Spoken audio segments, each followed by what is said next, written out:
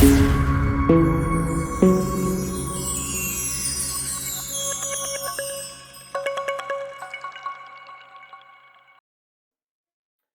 बार फिर से स्वागत है आप सभी लोगों का आपके इस चैनल कुमार क्लासेस में। आज हम लेकर आए हैं इस बुक का सबसे इंपॉर्टेंट पोएम जिसका नाम है द सोल्जर और जिसे लिखा है रूपर्ट ब्रुक ने। ये पोएम जो है एमसीक्यू के मामले में बहुत ज्यादा इंपॉर्टेंट है क्योंकि इससे बहुत ज्यादा एमसीक्यू पूछे जाते हैं और साथ ही साथ एक सेक्शन हमारा होता है जिसमें 3 पोएम के ऑप्शन दिए जाते हैं हमें और उनमें 3 में से किसी एक की हमें समरी लिखनी होती है। तो द सोल्जर जो है उस मामले में बहुत ज्यादा इंपॉर्टेंट है। उन 3 ऑप्शन में समरी लिखने वाले ऑप्शंस में से बहुत ज्यादा चांसेस हैं कि एक जो टॉपिक का नाम होगा, पोएम का नाम होगा, वो द सोल्जर जरूर होगा। सो आइए रूपर्ट ब्रुक के बारे में पढ़ते हैं। रूपर्ट ब्रुक का जन्म जो है वो 1887 में हुआ था तथा इनकी मृत्यु जो है वो 1915 में हुई थी। Was born in a well-to-do academic family. इनका जन्म जो है वो एक सभ्य परिवार में हुआ था और पढ़े लिखे परिवार में हुआ था। His father was a house master at rugby school. इनके पिता जो थे वो रग्बी स्कूल के हाउस मास्टर थे, यानी वहां के बच्चों की ये देखरेख किया करते थे। Where Rupert was educated before going to King's College, Cambridge. और इनका कहना है कि रूपर्ट ब्रुक की जो प्राथमिक पढ़ाई हुई थी वो रग्बी स्कूल में ही हुई थी और इसके बाद वो गए थे हायर स्टडीज के लिए किंग्स कॉलेज कैम्ब्रिज में। W.B. Yeats, the famous poet, described him as the handsomest young man of England. W.B. Yeats जो कि एक बहुत ही फेमस पोएट है, इन्होंने रूपर्ट ब्रुक को इंग्लैंड का सबसे नौजवान और सबसे सुंदर पोएट का दर्जा दिया है। He assumed a symbolic role that eventually turned into the myth. सबसे पहले रूपर्ट ब्रुक को जाना जाता था एक सिंबल के तौर पे, यानी एक मार्गदर्शक के तौर पे जाना जाता था, लेकिन जल्द ही ये जो भावना है वो लोगों में बदल गई। लोग जो है लोगों में ये कल्पना चेंज हो गई और इनको जाना किससे जाने लगा, तो eventually turned into the myth of a young and beautiful fallen warrior। और इसके बाद इनको लोगों ने जाना किस रूप में, तो इनको लोगों ने जाना एक योद्धा के रूप में, एक हारे हुए योद्धा के रूप में इनको लोग जानने लगे, पहचानने लगे। He died of septicemia on April 23, 1915। इनकी मृत्यु जो है वो सेप्टिकेमिया नामक बीमारी से हुई थी। सेप्टिकेमिया नामक बीमारी जो है वो एक कीड़े के काटने से होती है। तो इनकी डेथ जो है वो सेप्टिकेमिया नामक बीमारी से हुई थी और 23 अप्रैल 1915 में इनकी मृत्यु हुई थी। Of the island of Lemnos. और कहां पर हुई थी, तो एक आइलैंड है ग्रीस में, आइलैंड ऑफ लेमनोस, वहां से कुछ दूरी पर इनकी मृत्यु हुई थी। In the Aegean on his way to battle to Gallipoli. और इनकी मृत्यु जो है वो तब हुई थी जब ये बैटल ऑफ गैलिपोली लड़ने के लिए जा रहे थे, तो उसी रास्ते में उसी दौरान इनकी मृत्यु हुई थी। Brooke is remembered as a war poet. Brooke को वॉर पोएट के रूप में जाना जाता है। Who inspired patriotism in the early phase of the First World War। और प्रथम विश्व युद्ध के दौरान इन्होंने पैट्रियोटिज्म को यानी देशभक्ति को बहुत ज्यादा बढ़ावा दिया। His reputation chiefly rests on the 5 war sonnet। Rupert book को अक्सर लोग इनके 5 फेमस सोनेट्स के लिए ही जानते हैं, जो कि इनकी काफी फेमस हुई थी।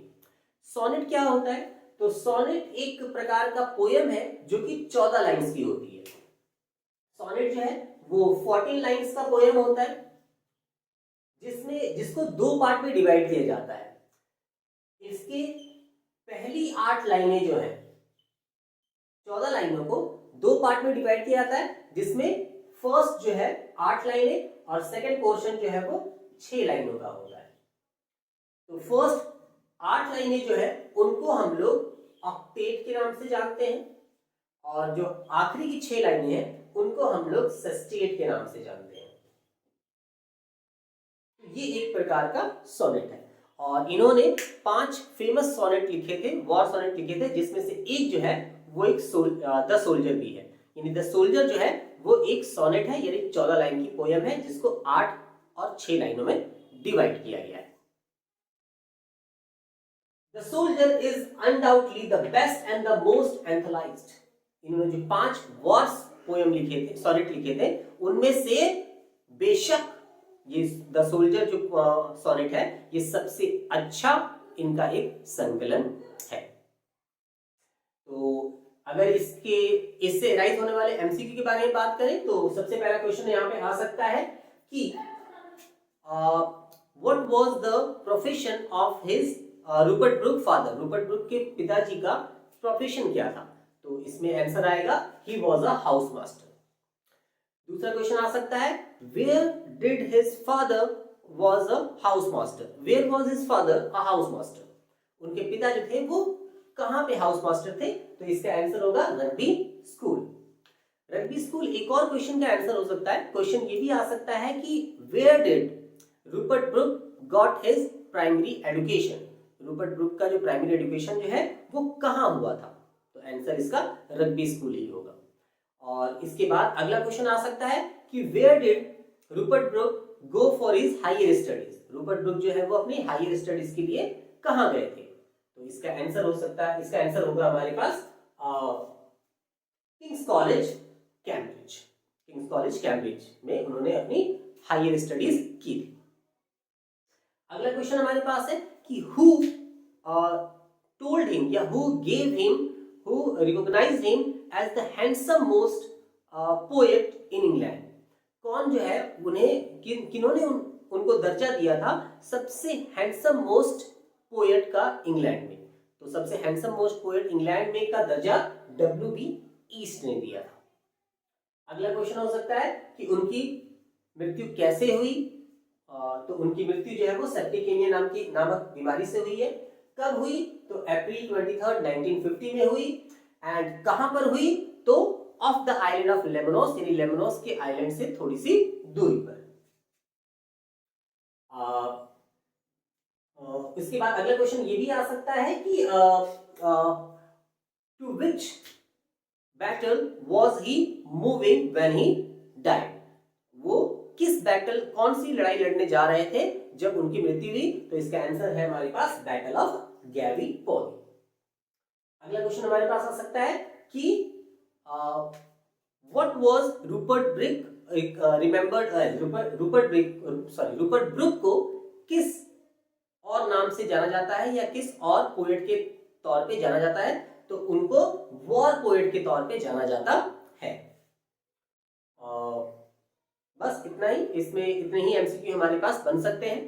तो इसके बाद हम लोग अब इसके पोएम को पढ़ेंगे। तो आइए इसके पोएम पे चलते हैं। इसके पोएम को पढ़ने से पहले कुछ लाइनें, कुछ चीजें जानना जरूरी है। First one is it is written during World War 1। ये जो पोएम है वो वर्ल्ड वॉर 1 के दौरान, यानी 1914 से लेकर 1918 तक हमारा फर्स्ट वर्ल्ड वॉर चला था और 1915 में इनकी मृत्यु हो गई थी। तो इन्होंने लगभग 1914 या 1915 के स्टार्टिंग में इसे लिखा होगा। दूसरी चीज, इट इज अ पैट्रिचेरियन सोनेट। ये एक सोनेट है, यानी कहने का मतलब ये 14 लाइन की पोएम है और पैट्रिचेरियन सोनेट है, यानी इस पोएम में किसी चीज की बहुत ज्यादा तारीफ की गई होगी। और इस पोएम में रूपर्ट ब्रूक ने अपनी कंट्री इंग्लैंड की एक्स्ट्रा ऑर्डिनरी तारीफ की है। इसकी राइमिंग जो है वो ABAB, CD और EFG की राइमिंग है। वो हम पोएम को देखकर पता लगा सकते हैं।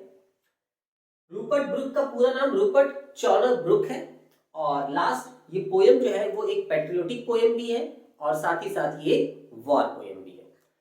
चलिए इसके पोएम को पढ़ते हैं। पहली दो लाइनें क्या कहती हैं हमसे?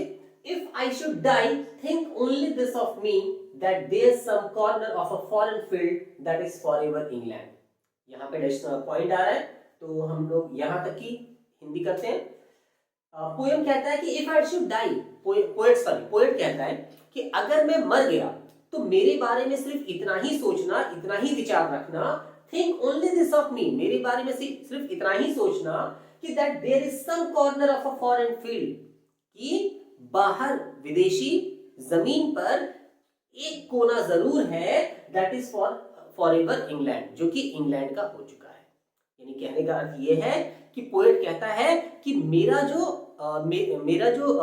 मेरी जो बॉडी है वो इंग्लैंड की मिट्टी से बनी हुई है, और अगर मैं वर्ल्ड वॉर 1 के दौरान लड़ते लड़ते शहीद हो गया, मर गया, तो मेरी जो बॉडी है उसकी जो मिट्टी है वो किसी और धरती की मिट्टी में मिल जाएगी, और वो धरती जो है वो इंग्लैंड की हो जाएगी, क्योंकि उसमें मेरी बॉडी की मिट्टी मिली हुई है।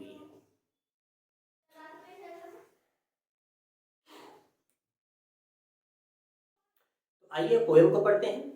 पोएम हमसे ये कहता है कि if I should die think only this of me. क्योंकि पोएट वर्ल्ड वॉर 1 के दौरान ये लिख रहा है और वो बैटल में गया हुआ है, तो वो कहता है कि अगर मैं इस बैटल में मर जाऊं, इस वर्ल्ड वॉर 1 के दौरान मेरी मृत्यु हो जाए, तो मेरे बारे में सिर्फ इतना ही सोचना कि that there is some corner of a foreign land, कि वो धरती जहां पे मेरी मृत्यु होगी उसका कुछ हिस्सा, that is for ever England, वो हमेशा के लिए उसका कुछ हिस्सा जो है वो इंग्लैंड का हो जाएगा।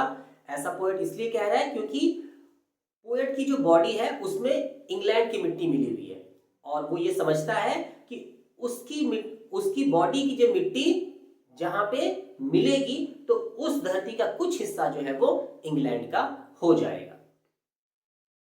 There shall be in that rich earth, उस पावन धरती में, यानी जहां पे भी उसकी मृत्यु होगी वो उस धरती को भी पावन बता रहा है, और कहता है कि उस पावन धरती में a richer dust conceal, conceal का मतलब घुल मिल जाना, उस पावन धरती में एक उससे भी अधिक पावन, उससे भी अधिक पवित्र मिट्टी मिल जाएगी।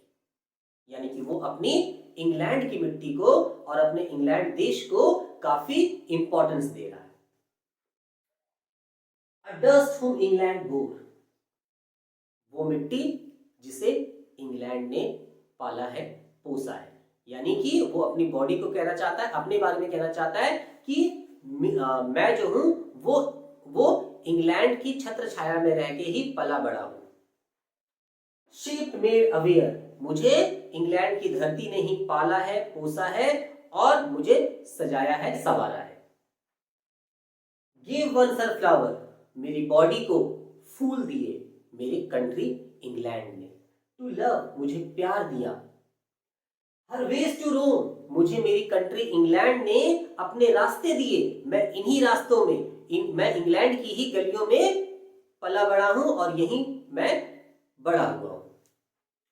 A body of England breathing English air, मेरी बॉडी जो है उसमें पूरी तरह से इंग्लैंड की सांसें बसी हुई हैं। कहने का मतलब ये है कि मैं अपने देश के लिए मेरे पूरी बॉडी में इंग्लैंड की ही प्रति आस्था है, पवित्रता है। मैं पूरी तरह से अपने देश के लिए समर्पित हूं। मेरा पूरा बॉडी जो है वो इंग्लैंड का कर्जदार है, क्योंकि मुझे इंग्लैंड ने ही पाला पोसा है। Washed by river, blessed by the son of home, और मेरी बॉडी को washed by the river, England की ही नदियों ने पाला, इंग्लैंड की नदियों ने धोया है। यानी कि मेरी इस बॉडी के जो पाप है वो इंग्लैंड की नदियों ने धोए हैं, और blessed by the son of home, और मुझे यहीं के सूरज कहने का मतलब है यहीं की रोशनी लेकर मैं बड़ा हुआ हूं, पैदा हुआ। ये 8 लाइनें थी हमारे पास, जिसमें पोएट जो है वो ये कहना चाहता है कि पोएट जो है जिस भी धरती पर मरेगा वो धरती का कुछ हिस्सा जो है वो इंग्लैंड का हो जाएगा, और फिर वो ये बताता है, इंपॉर्टेंस देता है अपने कंट्री को कि उसकी बॉडी जो है वो किस तरह से इंग्लैंड की कर्जदार है। अगली 6 लाइनों में वो हमसे कहता है and think this heart all evil shed away, ये सोचकर मेरी सारी दुविधा, मेरे सारे पाप धुल जाते हैं। मैं जब ये सोचता हूं कि जब मैं अपने देश के लिए मरूंगा या शहीद होऊंगा, अगर मैं अपने देश के लिए शहीद हो गया तो इससे बड़ी बात मेरे लिए कुछ नहीं है। अगर मैं अपने देश के लिए शहीद हो गया तो मेरे सारे पाप धुल जाएंगे।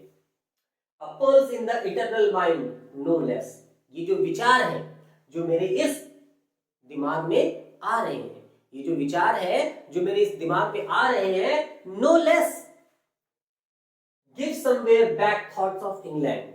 ये विचार जो है ये मुझे इंग्लैंड के द्वारा ही दिया गया है, मेरी कंट्री के द्वारा ही दिया गया है।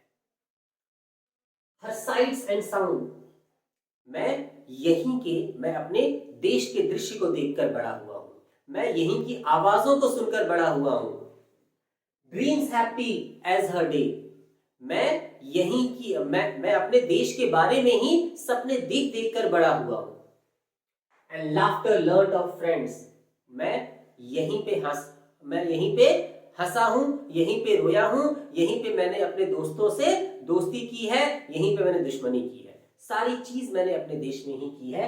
एंड जेंटलनेस, और यहीं पे मैंने लोगों से प्यार दुलार पुचकार भी पाया है। In hearts at peace under an English heaven, और वो ये कहता है कि अगर मैं इंग्लिश हेवन यानी कि अपने देश के लिए मर जाऊं तो इससे बड़ी बात मेरे लिए और क्या हो सकती है, इससे शांति वाली बात मेरे लिए और कुछ हो नहीं सकती। यानी कि अगली 6 लाइनों में वो ये कहना चाहता है कि यदि वो लड़ते लड़ते अपने देश के लिए शहीद हो गया तो उससे बड़ी बात और उससे अच्छी बात उसके लिए कुछ हो नहीं सकती है, इससे उसके सारे पाप जो है वो धुल जाएंगे। तो ये था हमारा पोयम, और इस पोयम की कुछ इंपॉर्टेंट लाइनें जो कि मार्क करना बहुत जरूरी है, जिसको एक्सप्लेन करने के लिए पूछा जा सकता है, वो है हमारे पास पहली 4 लाइनें जो है वो बहुत ज्यादा इंपॉर्टेंट है। If I should die, think only this of me, that there is some corner of a foreign field that is forever England, there shall be in that richer earth a richer dust concealed। ये 4 लाइनें जो है ये बहुत ज्यादा important है explain करने के मामले में। और उसके बाद अगली लाइंस जो हो सकती है इंपॉर्टेंट, वो है हमारे पास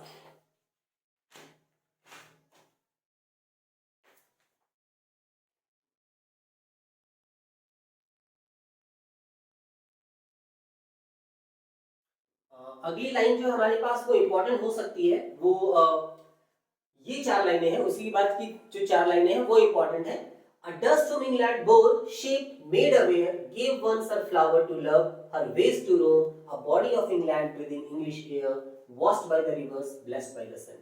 यानी कहने का मतलब ये है कि पहली जो 8 लाइनें हैं वो बहुत ज्यादा इंपॉर्टेंट है, इनको आप जरूर अच्छे से इनकी हिंदी करना और इसको समझना, क्योंकि इसको एक्सप्लेन करने के लिए आ सकता है। तो यहाँ पे हमारा सोल्जर पोएम जो है वो खत्म होता है, और इसके एमसीक्यू और इसका जो समरी है वो मैं आपको इस वीडियो की लिंक में पीडीएफ रूप में प्रोवाइड करवा दूंगा, आप वहां से डाउनलोड कर सकते हैं। तो अगर आपको हमारे वीडियो में कुछ भी गलत लगा हो या मिसिंग लगा हो तो हमें कमेंट सेक्शन में जरूर बताएं, हम अगले वीडियो में ठीक करने का प्रयास करेंगे।